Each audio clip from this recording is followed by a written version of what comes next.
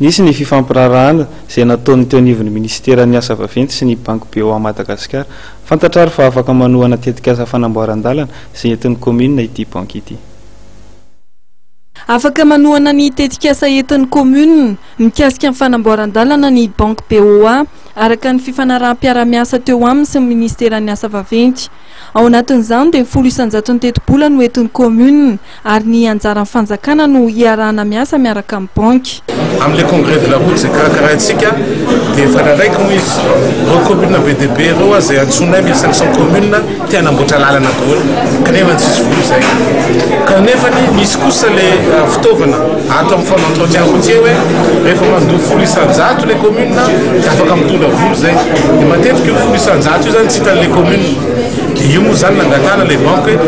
afaka mamatsy vola le commune venareo amin'le 100 dia zay indray mitondra le 6 amin'ny alalan'ny fond d'entretien routier dia malaiky izy tanareo fa mahafinaritra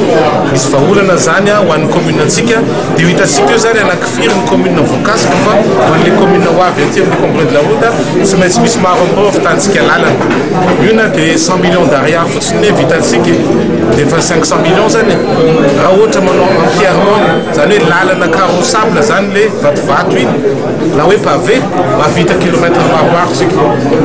isantaona raha mavita kilomètre maromaro zay isaky ny commune lasa lavitra tsika tokovarotokola io aza mieritreritra foana tsy maintsy mpamatsy vola iraisam-pirenena vao mahavany olona leto laingy zany marina fa misy zavatra goavana zay tsy vitantsika raha tsy misy famatsiam-bola iraisam-pirenena fa zatra madidinika kosa dia vitantsika ihany mila mitondontsika amin'ny rahina dia mavita zavatra tsara. Mikasika amin'ny fanamboarana ny lalam-pirenena dia laza ministry ny asa vaventy fa ny fanetsenana ny lavaka amin'ny lalam-pirenena no mandeha amin'izao fotoana izao. Nasiany ministry ny asa vaventy resaka manokana ihany koa momba ny tetezan'ny betsiboka sy kamoro. Nenay resaka tetezana sy lalana dia anatin'izany zao le pesage à l'essieu dia hoe tsy mahazo mihoatra ambony loatra ny lanjan'ny camion zay mandeha efa mandeha tsara izy zao misaotra ny transporteur tamin'ny voalohany zany nisy somary misalasala mitabataba fa ankehitriny kosa zany roso amin'ny tokony izy arabasoa arabatsara dia amin'ny volana octobre ny pont amin'ny betsiboka dia amboarina amin'ny volana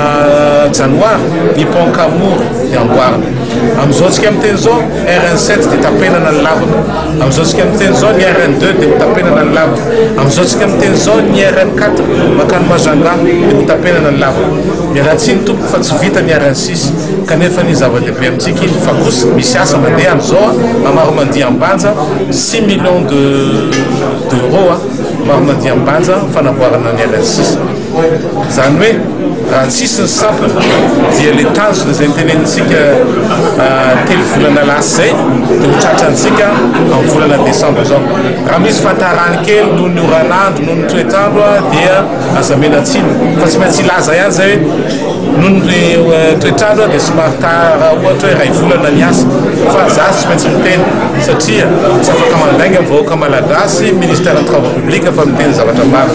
Omaly teny ministera ny asa vaventy no nanatanterana ny fanaovan-tsy ny mpiara-miasa teo amin'ny ministera ny asa vaventy sy ny banque BOA Madagasikara. Ankoatra ny fanamboaran-dalana dia nomena lanja ihany koa ny fanomezana tolotra ho amin'ny mpiasa eo anivon'ny ministera ny asa vaventy.